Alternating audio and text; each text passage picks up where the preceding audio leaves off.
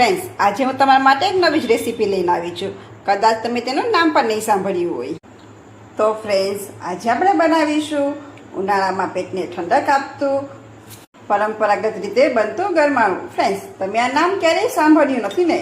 તો તમારા ઘરમાં જો દાદી કે નાની હોય તેને પૂછજો કે આ ગરમાળું એટલે શું. જો ફ્રેન્ડ્સ, આ ગરમાળું તમે જો એકવાર બનાવશો ને તો ઘરના બધા તમને અઠવાડિયામાં 3 થી 4 વાર આ ગરમાળું બનાવવાનું કહેશે. જરા પણ વાર લગાડ્યા વગર આજની રેસીપી શરૂ કરીશું. ફ્રેન્ડ્સ, ગરમાળું બનાવવા માટે આપણે અહીં એક બાઉલ લેશું. તેમાં આપણે 2 વાટકા પાણી એડ કરી દઈશું. ફ્રેન્ડ્સ, તમારે અહીં કોઈ પણ વાટકો એટલે કપનું માપ શેર કરીને લેવું, જેથી કરીને આપણું જે ગરમાળું છે તે પરફેક્ટ બને. હવે આપણે ગરમાળું બનાવવા માટે અહીં ઘઉંનો લોટ લેશું. તો આપણે અહીં 3 ચમચી ઘઉંનો લોટ એડ કરીશું. ફ્રેન્ડ્સ, એ તમારે જેટલું ગરમાળું બનાવવું હોય એ પ્રમાણે તમારે લોટ લેવાનો છે. તો આપણે અહીં 3 ચમચીમાંથી જ બનાવીશું. તો આપણે તેને સરસ એવું મિક્સ કરી દઈશું. ફ્રેન્ડ્સ, અહીં આપણે જરા પણ ગાંઠા ના રહેવા જોઈએ એ રીતે આપણે મિક્સ કરવાનું છે. પહેલાંના જમાનામાં જ્યારે ઘરમાં ફ્રીજ નહોતા ને ત્યારે પેટને ઠંડક માટે અને લૂથી બચવા માટે આ પીણું બનાવતા હતા. બધાએ રાત તો ખાધી જ હશે, પણ ક્યારેય એવી રીતે ગરમાળું નહીં બનાવ્યું હોય. ગરમાળું બનાવ્યું હશું તમે નામ પણ નહીં સાંભળ્યું હોય. તો આ મારો વિડીયો છેલ્લે સુધી જોયો તો તમને ખ્યાલ આવશે કે આપણે આજનું ગરમાળું કેવી રીતે બનાવીશું. તમે જોઈ શકો છો કે લોટ પણ સરસ એવો મિક્સ થઈ ગયો છે. તો આપણે એનો વઘાર કરી લઈશું. હવે ફ્રેન્ડ્સ, આપણે વઘાર માટે એક વાસણ લઈશું. તેમાં 2 ચમચી આપણે દેશી ઘી એડ કરીશું. જો તમને ઘી પસંદ ના હોય તો તેની જગ્યાએ તમે 2 ચમચી તેલ પણ લઈ શકો છો. હવે આપણે ગેસની ફ્લેમને ઓન કરી દઈશું અને ઘીને થોડું ગરમ કરી લઈશું. ઘી આપણું ગરમ થાય એટલે આપણે તેમાં 3 થી 4 ટુકડા તજના એડ કરી દઈશું અને સાથે જ આપણે 3 નંગ લવિંગ એડ કરી દઈશું. આ બંનેને આપણે ઘડીવાર માટે સાતરી લઈશું, જેથી કરીને તેની સુગંધ છે તે સરસ એવી આપણી ઘીમાં મિક્સ થઈ જાય. જોશો કે વઘાર પણ આપણો સરસ એવો થઈ ગયો છે. તો હવે આપણે ગરમાળું બનાવવા માટે જે બેટર બનાવ્યું હતું તો તમે જોશો કે આપણે અહીં ઘઉંનો લોટનો ઉપયોગ કર્યો છે, એટલે ઘઉંનો લોટ નીચે બેસી જાય છે. તો તમારે એકવાર આવી રીતના સરસ એવું હલાવી લેવું. પછી આપણે તેમાં એડ કરી દઈશું.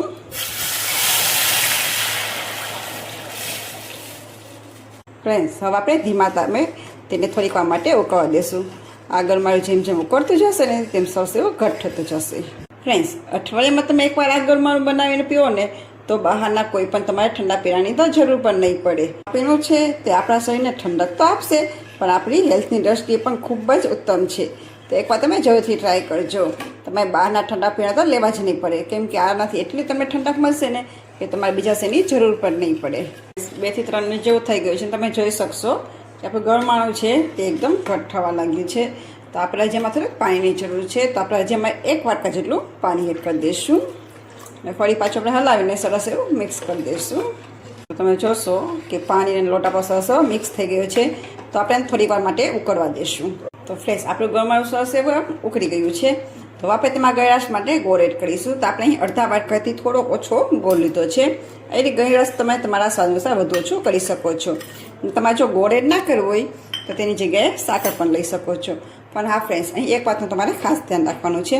અહીં તમારે ગોળ અથવા સાકર જ લેવી, ખાંડનો ઉપયોગ બિલકુલ ના કરવો, કેમ કે તે આપણા સ્વાસ્થ્ય માટે સારી નથી.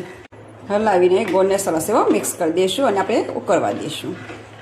ફ્રેન્ડ્સ, તમે જોશો કે ગોળ પણ આપણો સરસ એવો મેલ્ટ થઈ ગયો છે. આ ગરમાળું આપણે પીવામાં ખાટું મીઠું હશે તો જ તમને મજા આવશે. તો આપણે તેમાં 1 ચમચી ભરીને કાચી કેરીનો પલ્પ એટલે કે આ તમે ખમણી લીધી છે તે એડ કરી દઈશું. આવીને મિક્સ કરી દઈશું અને આપણે પલ્પને પણ સરસ એવો ઉકળવા દઈશું. ફ્રેન્ડ્સ, અહીં તમારે જો અત્યારે આપણે કાચી કેરી આવી રહી છે એટલે તેમાં ખટાશનો ભાગ હોય છે. પણ જ્યારે કેરીની સિઝન ના હોય એટલે તમારા ઘરમાં કેરી ના હોય તો તેની જગ્યાએ તમે શું ઉપયોગ કરી શકો હું તમને આગળ જણાવીશ. ફ્રેન્ડ્સ, 2 થી 3 મિનિટ જેવું થઈ ગયું છે. તમે જોઈ શકશો કે ગરમાળું પણ આપણું સરસ એવું ઉકળી ગયું છે. તો હવે તેમાં સરસ એવો ટેસ્ટ આવે તો તેના માટે આપણે અહીં લીલી વરિયાળી લઈશું. તે આપણે 1 ચમચી લીધી છે. તેને મેં થોડીક એવી ખાંડીને લીધી, જેથી કરીને તેનો ફ્લેવર છે તે સરસ આવે. અને સાથે જ એડ કરીશું એલચી. અહીં મેં 2 એલચી લીધી હતી, પણ તે મેં થોડીક એવી ખાંડ એડ કરીને તેને ખાંડી લીધી છે, કેમ કે એમને ખાંડીએ છીએ તો ખંડાતી નથી. ઘણીવાર એવું થતું હોય છે કે એલચી આપણી હવાઈ જતી હોય છે. તો આપણે જો ખાંડ નાખીને તેને ખાંડશું ને તો તે સરસ એવી ખંડાઈ જશે. તો બધું આપણે હલાવીને સરસ એવું મિક્સ કરી દઈશું અને થોડીક જ વાર માટે આપણે તેને ઉકળવા દઈશું. તમે જોશો કે ગરમાળું પર આપણું સરસ એવું ઉકળી ગયું. તો છેલ્લે આપણે થોડીક એવી બદામ એડ કરી દઈશું. મેં બદામની કતરણ એડ કરી છે. અહીં જો કાજુ અથવા પિસ્તા લેવા હોય તો પણ તમે લઈ શકો છો. તો આપણે હલાવીને ફક્ત 1 મિનિટ માટે જ રહેવા દઈશું. તો ફ્રેન્ડ્સ, 1 મિનિટ જેવું થઈ ગયું છે એટલે તમે જોઈ શકશો કે આપણું ગરમાણું બનીને તૈયાર છે. તો આ ગરમાણુંને આપણે સર્વ કરી લઈશું. તો ફ્રેન્ડ્સ, હવે આપણે ગરમાણું એક બાઉલમાં કાઢી લઈશું. તો ફ્રેન્ડ્સ, તૈયાર છે આપણું પેટને ઠંડક આપતું અને લૂથી બચાવતું ગરમાણું. આપણે આવી ગરમીમાં લૂથી બચાવશે અને પેટને પણ ઠંડક આપશે અને બીજા બધા પીણાને તો ટક્કર મારશે.